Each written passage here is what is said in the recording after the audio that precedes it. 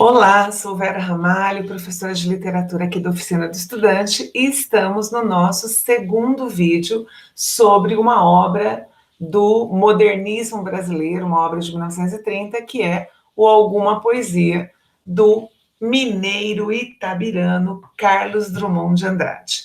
Então, o Drummond, como a gente já falou, ele tem várias temáticas que ele mesmo detecta no seu fazer poético, e agora a gente vai explorar algumas dessas temáticas. A começar pelo primeiro poema do livro, que é o Poema de Sete Faces, né? Poema que tem, adivinha quantas estrofes? Ó, vou dar uma dica. Poema de sete faces. Então, quantas estrofes esse poema tem, gente? Ó, uma, duas, três, quatro, cinco, seis e 7, tá? Então, ele é um poema de viés cubista. Lembrem-se que as vanguardas utilizadas pelos modernistas são o expressionismo, o cubismo, o dadaísmo, o futurismo, o surrealismo e o fauvismo, né, predominantemente. O fauvismo é uma variante, vamos dizer assim. Então, o Drummond ele vai se utilizar no poema de sete faces do cubismo, porque são as sete faces e facetas do indivíduo para com ele ou no seu contato com a sociedade. E alguns alunos sempre me perguntam que na estrofe, onde ele fala assim, o bonde passa cheio de pernas. Vera, essa estrofe onde ele fala do bonde, eu posso classificar como futurista? Uma pitada de futurismo, sim. Então, o poema de sete faces é aquele poema que ele começa assim: quando nasci, um anjo torto desses que vivem na sombra disse, vai Carlos ser goste na vida. Ou seja, vai Carlos ser o quê? Esquerdo, vai ser deslocado, vai ser desastrado na vida, vai ser uma pessoa que nunca se ajusta na vida. Então, este poema de sete faces, que começa com essa estrofe, ele também, assim como lá no primeiro vídeo eu falei no meio do caminho, que ele é muito utilizado, há muitas relações intertextuais e parodísticas com no meio do caminho, o poema de sete faces também. Só para citar assim rapidamente dois exemplos que me vêm, se você pegar a Adélia Prado, certo? Eu aqui estou matutando. A Adélia Prado, ela tem o Com Licença Poética, onde ela fala, quando nasci um anjo esbelto, desses que tocam trombeta, disse, vai mulher carregar bandeira. Uma outra coisa deliciosa que eu recomendo que vocês ouçam, do Chico Buarque, é uma música que chama Até o Fim, onde ele fala, quando nasci veio um anjo safado, um chato de um querubim, e decretou que eu estava predestinado a ser errado assim. Já de saída minha estrada entortou, mas vou até o fim. Então, dá uma olhada aí nessa música que vale muito a pena, são relações intertextuais com o poema de Sete Faces do Drummond. Já que a gente está falando dele, né, então vamos lá, vamos adiante um pouquinho, vamos mostrar esse poema de sete faces, tá aqui, né, então a primeira estrofe tá aí, o anjo é torto, vive na sombra, então é um anjo sombrio que dá um destino, que determina um destino de gauche, ou seja, um destino de inadequado, esquerdo, desajustado, deslocado, lascado, né, usando um termo do momento, é isso. E aí, a primeira estrofe, então, é de um eu lírico se sentindo o quê? Desajustado. Na segunda estrofe, o eu lírico, ele começa a olhar para o mundo. Então, o livro Alguma Poesia, geralmente você tem uma percepção de que o indivíduo ele olha mais para si do que para o mundo. Só que alguns poemas, esse indivíduo ele vai começar a sair da casca. Então, aí na segunda estrofe, ó, as casas espiam os homens que correm atrás de mulheres. Mulheres, a tarde talvez fosse azul, não houvesse tantos desejos. O que significa isso? Que as casas espiam os homens, ou seja, que há um olhar de fofoqueiros, de pessoas de vidas entediantes que observam os demais, e esses homens correm atrás de mulheres. E para essas pessoas que ficam sempre correndo atrás de alguma coisa ou impossível, ou realização de um desejo grandioso, até de um desejo erótico, não existe uma tarde azul. O azul é símbolo de calmaria. Então, essa segunda face é a face daqueles que desejam muito e não percebem o gostoso, o bom da calmaria, o bom de uma vida mais tranquila, tá? Na terceira estrofe, o bonde passa cheio de pernas, pernas brancas, pretas, amarelas, para que tanta perna? Meu Deus, pergunta meu coração, porém os meus olhos não perguntam nada. Então, nessa terceira estrofe, o eu lírico. Então, aqui são as casas que espiam os homens e os homens que correm atrás das mulheres. É o olhar para o outro. Na terceira estrofe, o eu lírico já pergunta: meu Deus, para que tanta perna? Pergunta meu coração, porém os meus olhos não perguntam nada. Então, o que ele diz? Que ele tem um sentimento muito maior, tá, do que a razão. É essa uma das interpretações possíveis dessa estrofe. Então, é a face onde o eu lírico se percebe olhando para tudo, também sentindo esse desejo e percebendo que o seu sentimento é muito maior do que a sua razão, tá? Aqui eu fiz uma crítica. Não reparem o meu livro, tá? O meu livro, ele é um livro desde a época da faculdade, ele está esbagaçado, é Verso e Universo em Drummond, do José Guilherme Melchior, que é um outro crítico excepcional do Drummond, e ele escreve: o estilo grotesco se serve da comicidade como arma antitrágica, ou seja, o existir é trágico, mas a comicidade, o riso, diminui esse aspecto grotesco da existência humana, tá? Mas não elimina a consideração séria, problemática do mundo. Então, o eu lírico se percebe o quê? Dentro de um mundo cheio de problemas e ele também não consegue se ajustar a esse mundo. Na quarta estrofe, o homem atrás do bigode é sério, simples e forte. Então, o que acontece? Ele usa como se fosse uma caricatura, né? Um homem de bigode, de óculos e sério. Existem críticos literários que falam que esse homem atrás do bigode, sério, incomunicável, impenetrável, forte, é uma remessa ao pai do Drummond, com o qual ele tinha uma grande dificuldade de se relacionar, tá?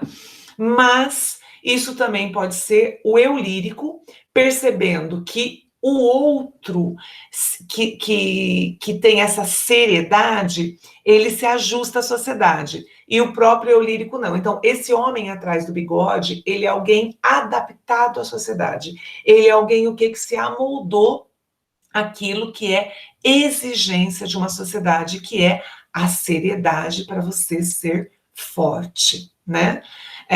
Tudo bem? Então, quase não conversa, tem raros amigos. Quer dizer, então, para você estar na sociedade, você tem que ser o quê? Distante, você não pode se comunicar. Desculpa, não estou conseguindo trazer meu mouse aqui para tirar essa setinha. Agora eu tirei. Então, estar na sociedade significa não conversar, ter raríssimos amigos, ser bem sério para você ser respeitado. Então, é a face de um indivíduo que se ajustou à sociedade. Só que agora, nessa outra estrofe, o que a gente tem? Meu Deus, que outra face é essa? Meu Deus, por que me abandonastes se sabias que eu não era Deus e se sabias que eu era fraco? Então, enquanto o homem amoldado à sociedade é respeitado e sério, o eu lírico não é. Ele se sente abandonado e fraco. E vocês observem que ele usa o meu Deus, né, que é o Domini Domini, né, Lama Sabachthani, que Jesus teria falado na cruz, né, ao se sentir solitário. Então, meu Deus, por que me abandonastes? Então, essa face é de um eu lírico solitário e fraco diante do mundo. Se ele é solitário e fraco, na sexta estrofe, o que ele vai buscar? O escape na escrita. Então, a sexta estrofe é uma estrofe onde o eu lírico se refugia na escrita para ver se na escrita ele encontra a solução. Mas isso não vai acontecer. Então, é uma estrofe também bem repetitiva, que causa impacto, assim como no meio do caminho causou. Mundo, mundo, vasto mundo, se eu me chamasse Raimundo, seria uma rima, não seria uma solução.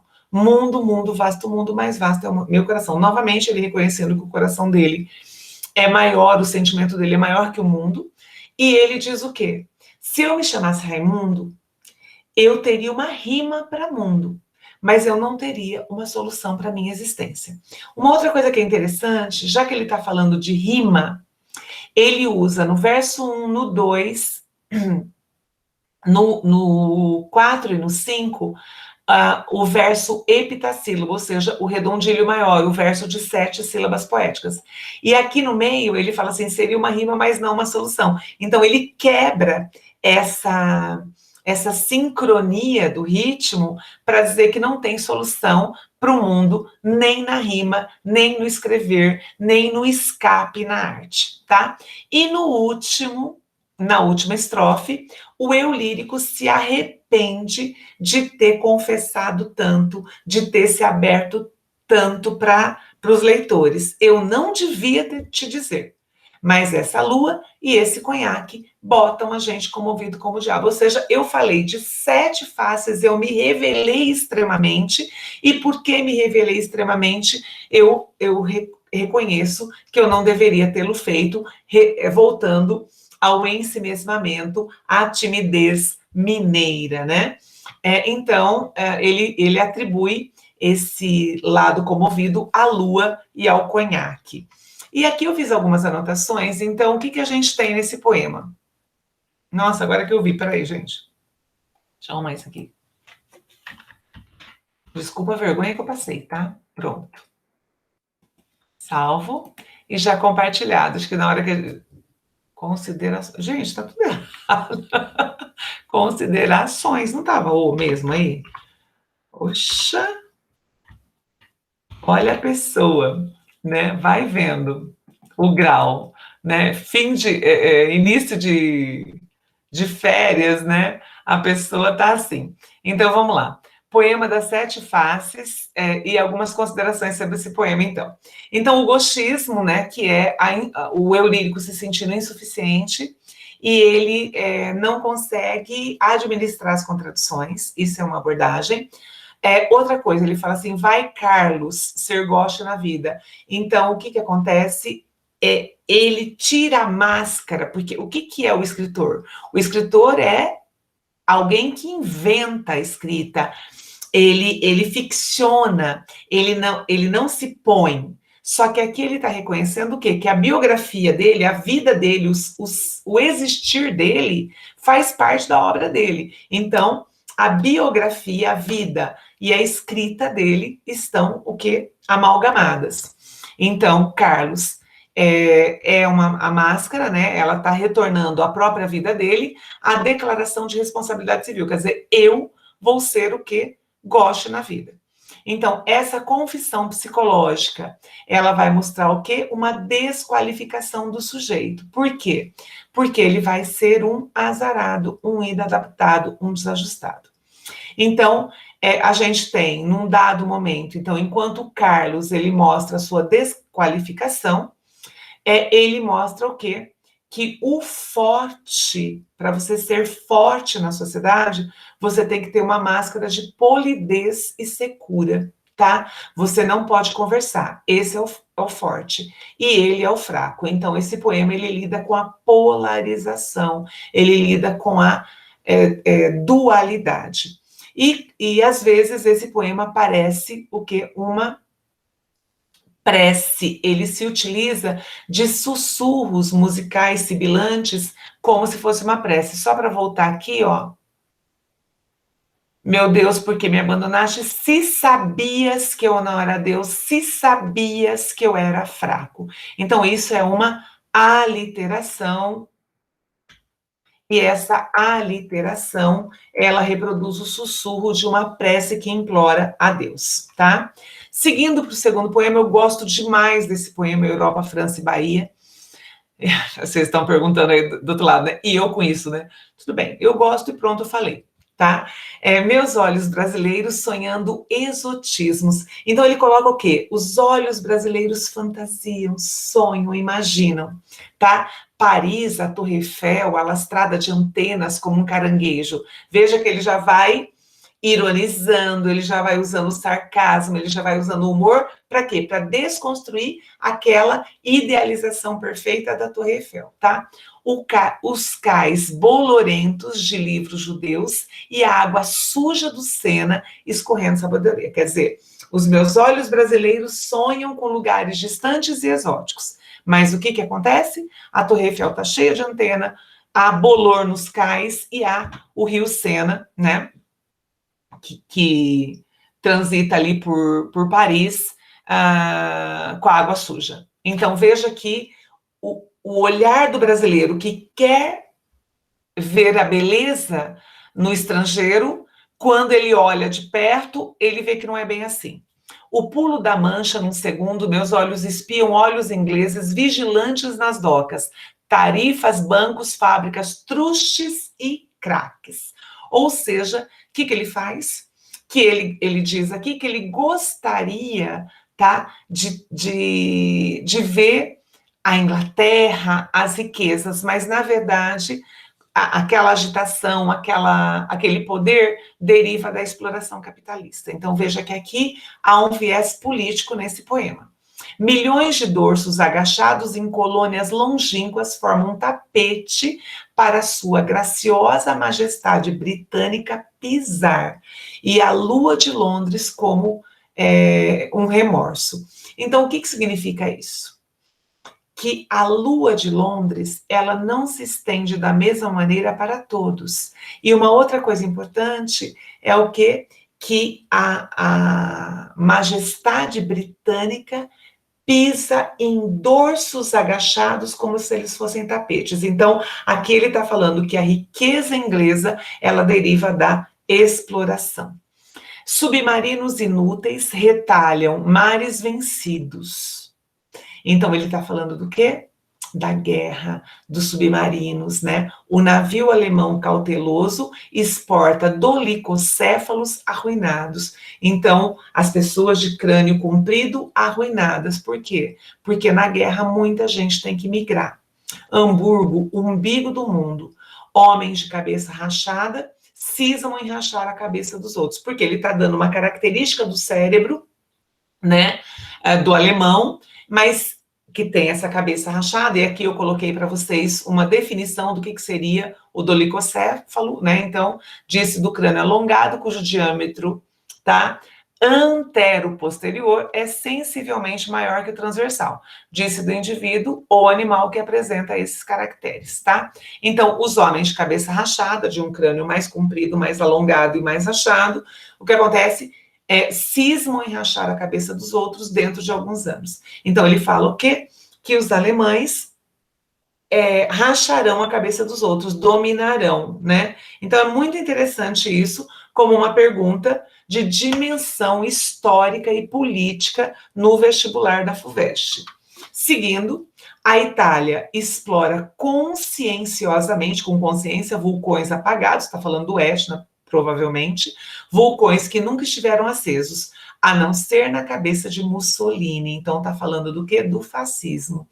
E a Suíça, Cândida se oferece numa coleção de postais de altitudes altíssimas. Então, a Suíça é vista pelos postais belíssimos. Meus olhos brasileiros se enjoam da Europa. Então, essa Europa que você quer ver como bonita, mas ela é cheia de mazelas ou de uma supremacia de domínio, né? Uma supremacia ou um domínio.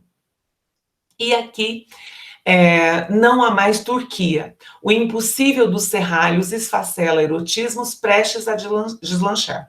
Mas a Rússia tem as cores da vida. A Rússia é vermelha e branca. Sujeitos com um brilho esquisito nos olhos criam um filme bolchevista e no túmulo de Lenin, em Moscou, parece que um coração enorme está batendo, mas não bate igual da gente. Então, ele está falando do quê? Ele está falando do socialismo. O coração de lá não bate igual o da gente, né? Porque aqui no Brasil você depois vai ter todo o processo de repressão do viés comunista. Isso, né, ele está mencionando lá na década de 20 e 30. Chega! Olha esse verbo, chega, parou, né? Não quero mais ficar olhando para fora. Meus olhos brasileiros se fecham saudosos. Então, eu tô com saudade, mas eu tô com saudade do quê? minha boca procura a canção do exílio. O que é a canção do exílio, gente? É um poema do Gonçalves Dias, um poema romântico, ufanista, patriótico, onde Gonçalves Dias fala o quê? Minha terra tem palmeiras, onde canto sabiá, as aves que aqui em Portugal, onde ele estava no exílio, gorjeiam ou não gorjeiam como lá. E ele fala lá no final, não permita, Deus, que eu morra sem que eu volte para lá, né? Sem que desfrute os primores, as belezas, os primores que não há visto por cá, sem que ainda viste as palmeiras onde canto sabiá. Quer dizer, então o que ele fala? Meus olhos brasileiros se fecham saudosos, minha boca procura a canção do exílio. Como era a mesma canção do exílio? Eu tão esquecido da minha terra, ai, terra que tem palmeiras, onde canto sabiá, quer dizer, veja que ele fala com desprezo, tá? Essa canção do exílio romantizada não cabe no momento que se vive agora, tá? Então, algumas considerações sobre o Europa, França e Bahia. Primeiro, ele vai falar de vários lugares do mundo, então esse aspecto se liga à vanguarda, né, ao futurismo, a mostrar essas imagens do progresso europeu, da torre, das fábricas, dos submarinos, tá? Então, nessa volta ao mundo, ele fala de imagens de progresso e de imagens de destruição. Uma outra coisa que ele usa bastante são adjetivos negativos, bolorento, sujo, inútil, vencido, apagado, tá? Até altitudes altíssimas da Suíça são rebaixadas por um travo de enfado. Outro cartão postal com o quê? Com mais uma altitude altíssima. Quer dizer, veja que ele vai usar uma redundância, né, nessa expressão. Para quê? Exatamente para mostrar o quão incômodo é sempre receber o mesmo cartão postal ou similar da beleza suíça, tá? Então vamos lá. Até altitudes altíssimas da Suíça são rebaixadas por um travo de enfado. A sabedoria francesa ganha um ar de coisa asquerosa, nojenta, e o coração de Lenin não bate igual ao da gente. Quer dizer, o Brasil tem outro tipo de necessidade política e gerencial. Os olhos brasileiros se voltam para o país de origem, mas como ter saudade de um país infecto e cheio de carências? Então, apesar dele chamar a canção do exílio, o Brasil parece também não trazer nenhum tipo de conforto, nenhum tipo de escape possível. E a canção do exílio, então, ela é esquecida e escarnecida no fim do poema, restando apenas o vazio da nossa identidade. Ou seja, não é um poema romantizado.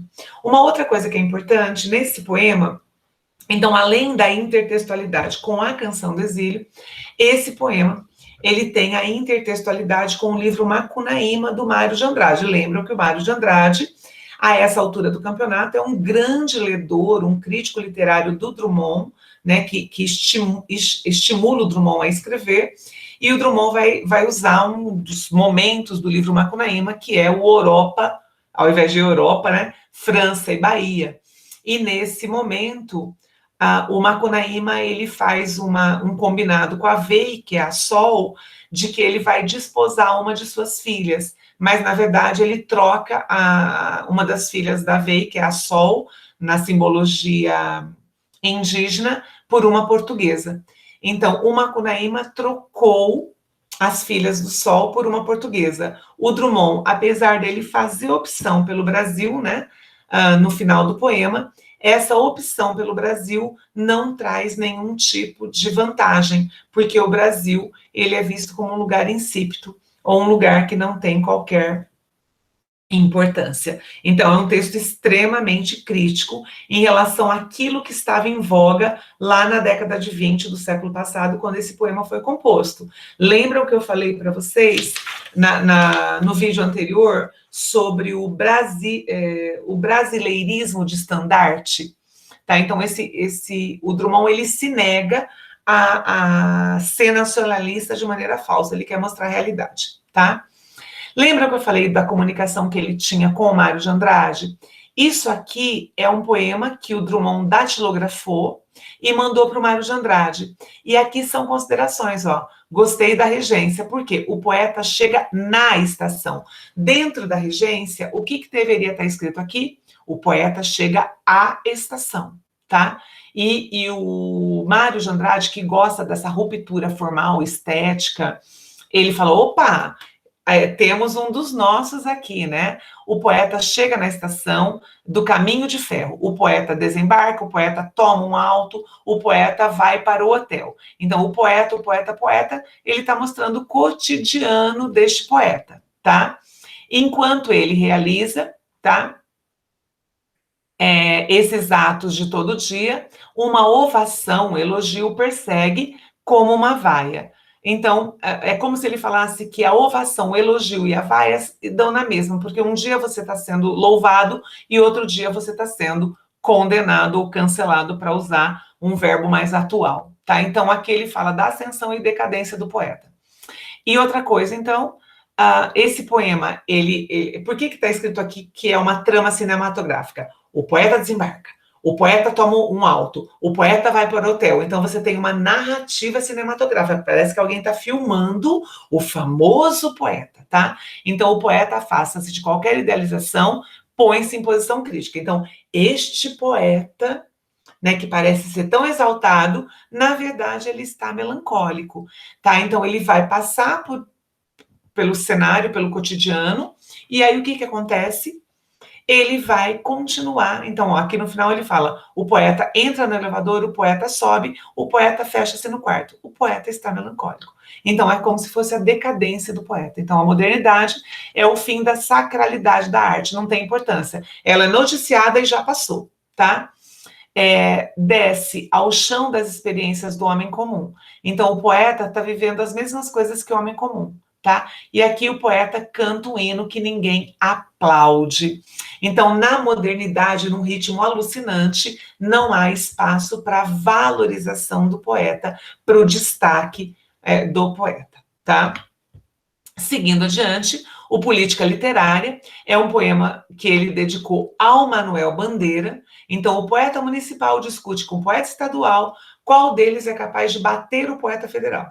Ou seja, há uma briga, ninguém se entende na política entre município, estado e federação. Isso parece atual a vocês? Enquanto isso, o poeta federal tira ouro do nariz, ou seja, corrompe, explora, tira ouro do nariz, acha ouro enquanto há uma briga entre município, estado e federação, sem saber quem fica com o quê, onde o imposto vai, o poeta federal tira ouro do nariz, né? A história da federação ter muito mais poder continua da mesma forma. E aqui, gente, é uma carta que o Manuel Bandeira mandou para o Drummond em 1926. O seu livro, então, quando o Drummond estava já com vários poemas escritos, o Drummond queria que os seus amigos modernistas e famosos lessem seus poemas para julgar. E aqui é a resposta do Bandeira. O seu livro é dos mais puros da nossa poesia. Você, com mais 3 ou 4, são os poetas que me satisfazem. Gosto desse seu lirismo de aporrinhado. Aporrinhado é irritado, né? Frustrado.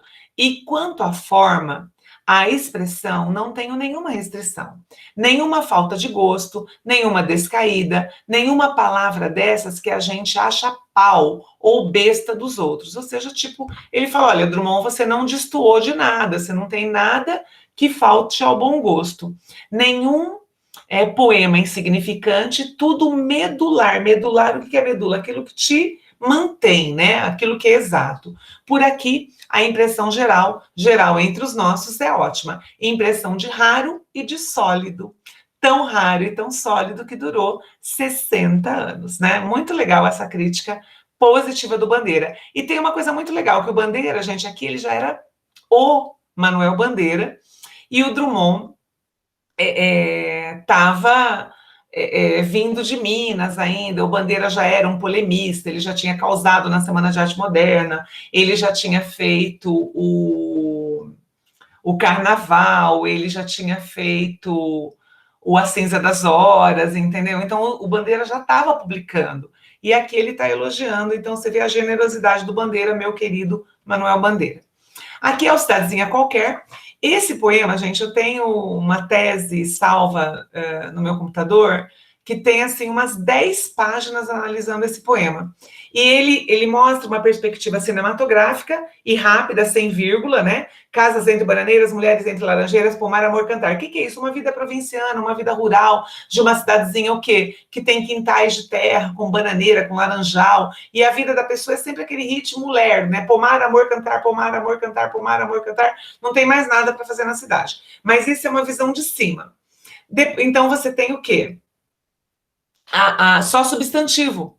Aí nessa parte de cima tem mais substantivo, então isso é uma visão global, dinâmica, e a ausência de rimas, de vírgulas, perdão, de pontuação adequada, ela ajuda nesse dinamismo.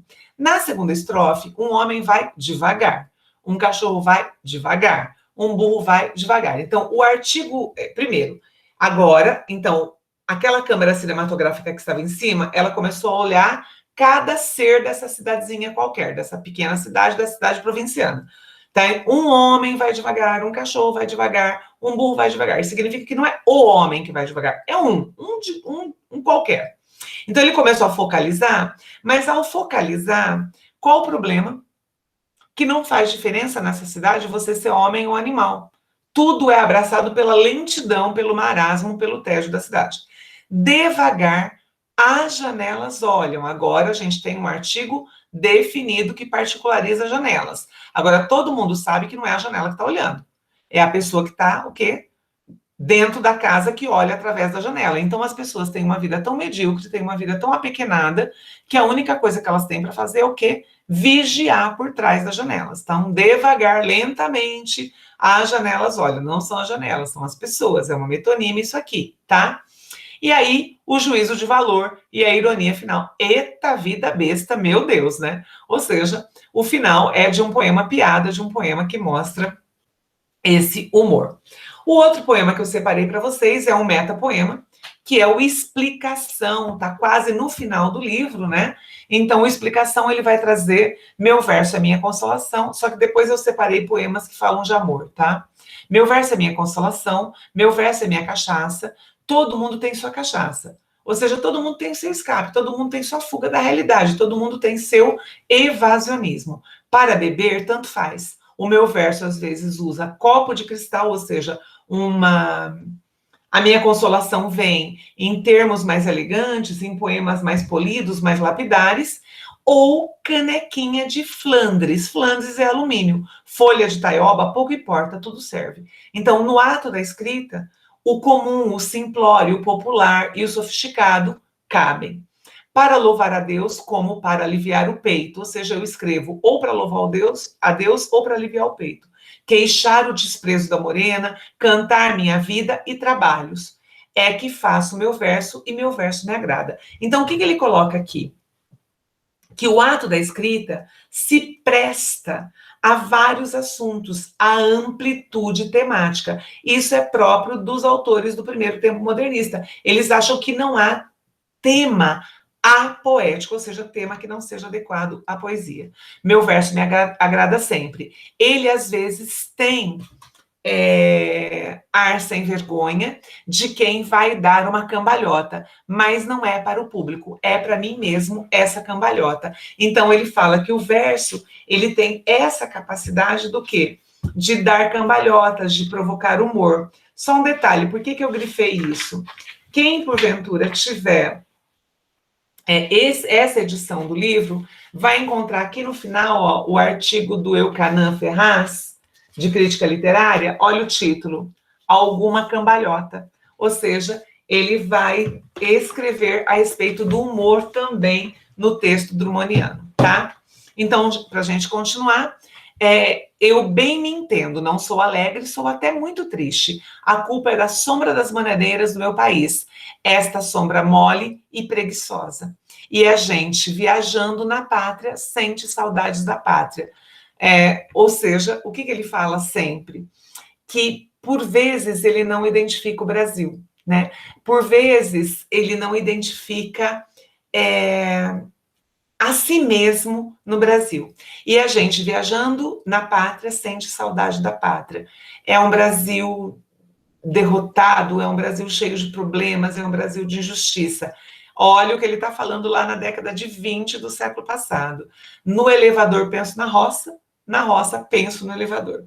Ou seja, a insatisfação constante, o desajuste constante que a gente viu desde o primeiro poema. Aqui tem o Quadrilha. O Quadrilha é um poema, também existem muitos artigos que associam esse poema à dança junina da quadrilha, e a gente tem 2 movimentos, né? O primeiro movimento, ligado pelo sintagma verbal amava, e o segundo movimento, começando aqui, ó, no João. O primeiro movimento é a entrada dos pares na dança, como numa quadrilha. Então, uma quadrilha tradicional, ela tinha o quê? Vinha, geralmente, uma pessoa, um menino de um lado, uma menina de outro, e eles se encontravam no meio de um campo, de um, sei lá, de um clube, e se encontravam para dançar. Então, é como se o primeiro movimento fosse da entrada dos pares na dança amorosa. E o segundo movimento, a saída dos pares na dança amorosa. Então, o primeiro movimento, deixa eu destacar aqui para vocês, ó. Estaria, vamos até colocar uma corzinha aqui. Não ficou boa essa, tá? Ali seria o primeiro movimento e aqui o segundo movimento, tá? Pronto, assim fica melhor para a gente identificar os movimentos. Então, João amava Teresa, que amava Raimundo, que amava Maria, que amava Joaquim, que amava Lili, que não amava ninguém. Vocês estão percebendo que não há retribuição amorosa, tá? E aí o que aconteceu? O João, ele foge da desilusão amorosa indo para os Estados Unidos, espaço aberto. A Teresa vai para o convento, espaço fechado. Fuga tipicamente romântica. Raimundo morreu de desastre, Maria ficou para a tia. Joaquim suicidou-se, né? Então as desilusões amorosas vão trazendo diversas e variadas consequências, né? E a Lili, que não tinha amado ninguém, casou-se com J. Pinto Fernandes, que não tinha entrado na história. Então, quais são as considerações a respeito desse poema?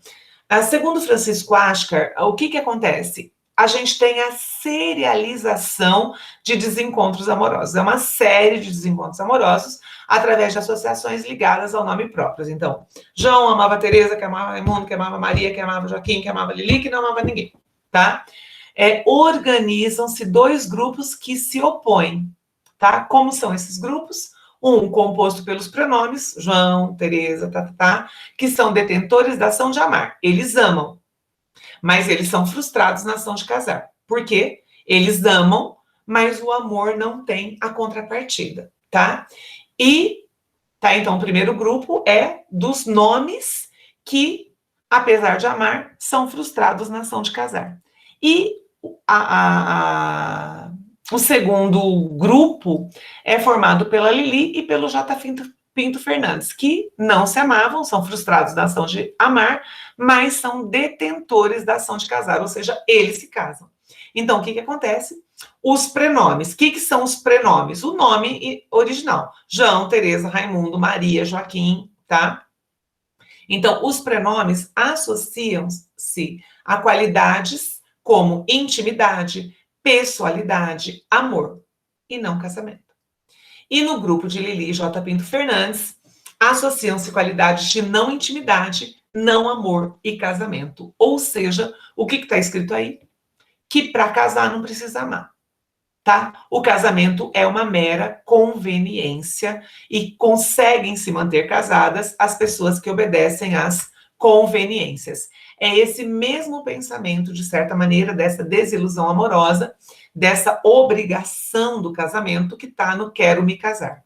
Quero me casar na noite, na lua, no mar ou no céu. Quero me casar. Procura uma noiva, loira, morena, preta ou azul, uma noiva verde, uma noiva no ar, como um passarinho, depressa que o amor não pode esperar. Então, qual que é a ideia? Que há uma exigência no casamento e, diante disso, qualquer pessoa serve, tá? Depressa que o amor não pode esperar. Mas é claro que ele está opondo o amor contrato social, o amor formal, que necessita de um papel, ao amor romântico, tá? Só uma coisa antes de eu falar do último poema, deixa eu parar aqui de compartilhar essa tela. Eu vou falar mais um poema, antes da gente ir para os exercícios, tá? que é o terceiro vídeo nosso.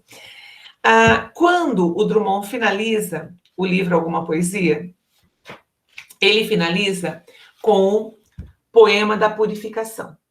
O Poema da Purificação, ele vai falar assim: depois de tantos combates, o anjo bom matou o anjo mau e jogou seu corpo no rio. O anjo bom venceu. Vocês lembram que ele começa com o anjo torto e ele vai terminar com o anjo bom. As águas ficaram tintas de um sangue que não descorava e os peixes todos morreram. Mas uma luz que ninguém soube dizer de onde tinha vindo apareceu para clarear o mundo. E outro anjo pensou a ferida do anjo batalhador. Então, outro anjo pensou a ferida. Então, as feridas do mundo precisam ser pensadas pelos anjos. Ou seja, é como se ele pregasse o não egoísmo, o não individualismo no final do livro. E já que a gente estava nos dois penúltimos poemas que a gente viu, a gente estava falando do amor desencontro, só uma coisa. Quando vocês estiverem estudando, lendo os poemas de quaisquer livros, ou lendo quaisquer livros, desde que o livro seja de vocês, por favor, façam anotações, não sejam pretensiosos, não achem que vocês vão decorar tudo, porque é muita informação, né? A literatura e o Drummond, então, ele permite tantas interpretações que a gente precisa de apoios. Então, um dos poemas que fala dos encontros e desencontros amorosos é o Balada do Amor através das Idades. E esse texto é fantástico, porque ele pode vir no vestibular também associado a história, a política, a literatura. É muito legal, assim, o jeito como o Drummond escreveu. Eu te gosto, você me gosta desde tempos imemoriais. Eu era grego, você troiana. Ele está falando do quê? Ele está falando da Guerra de Troia, né? Saí de cavalo para matar seu irmão. Matei, brigamos, morremos. Ou seja, se ferraram, né? Então, aqui ele e ela têm diferenças políticas, tá? Porque ele fala, eu sou grego e você é troiana. Na segunda estrofe, virei soldado romano. Virei soldado romano. Veja que agora a gente vai ter diferença, o quê? Entre romanos e cristãos. Virei soldado romano, perseguidor de cristãos. Na porta da catacumba encontrei-te novamente, mas quando vi você nua, caída na areia do circo, e o leão que vinha vindo, dei um pulo desesperado e o leão comeu nós dois. A que episódio ele remonta? Então, ele fala da diferença religiosa, né? Ele fala da perseguição dos romanos aos cristãos, e ele lembra do episódio do Daniel, que foi jogado na cova dos leões e que se salvou. Mas no caso aqui, ele e a mulher amada, um cristão e outro romano, são jogados na jaula, e o que acontece? O leão come os dois, ou seja, outra derrota amorosa. Na terceira estrofe, depois eu fui pirata mouro, flagelo do quê? Da Tripolitânia, ou seja, da região da Itália. Troquei fogo na fragata, onde você se escondia da fúria do meu bergantim. Então, o bergantim é o navio dele lutava contra o navio dela. Mas quando ia te pegar e te fazer minha escrava, você fez o sinal da cruz e rasgou o peito a punhal. Me suicidei também, ou seja, ela se mata e ele também. Então, de novo, outro fracasso amoroso, e nesse caso, eles têm diferenças geográficas, econômicas e políticas, né? Porque o final, essa coisa trágica da morte dos amantes, lembra o Romeu e Julieta do Shakespeare. Depois, a quarta estrofe vem assim. Depois, tempos mais amenos, eu fui um cortesão, ou seja, fui um homem da corte em Versalhes, na França, espirituoso e devasso, né? Então, aqui você tem uma distinção moral, uma distinção social e uma distinção política, uma diferença entre eles. Ele foi devasso, você cismou em ser freira. É tão engraçado, né? Porque os desencontros vão se dando por situações antagônicas. Pulei muro do convento, mas complicações políticas nos levaram à guilhotina. Então, aqui ele está falando do quê?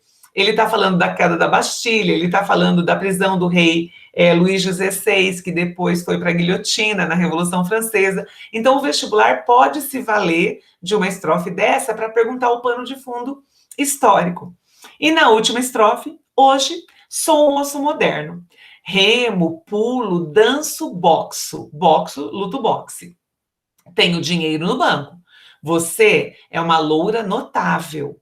Você boxa, dança, pula e rema. Vocês perceberam? Eles se encontraram. Eles têm total afinidade. Seu pai é que não faz gosto, mas depois de 1000 peripécias, eu, herói da Paramount, que é uma companhia cinematográfica, te abraço, beijo e casamos. Então, na última estrofe, as diferenças são superadas, porém, a similaridade entre eles revela que eles são influências do quê? Do cinema, eles são influências do mercantilismo, tá? Então, o que acontece? Eles têm semelhanças ditadas pela moda do momento, e aí eles se juntam por superficialidade. Ou seja, para Drummond, o amor vai ter sempre esse viés amaro, de separação, de desencontro, tá, gente? Eu tô rindo aqui, mas eu acho esse poema uma fofura e, ao mesmo tempo, muito engraçado. E é com essa leitura que eu quero encerrar os exemplos de poemas do livro Alguma Poesia, e já já a gente se encontra para o nosso terceiro vídeo de exercícios, tá bom, gente? É isso, até breve.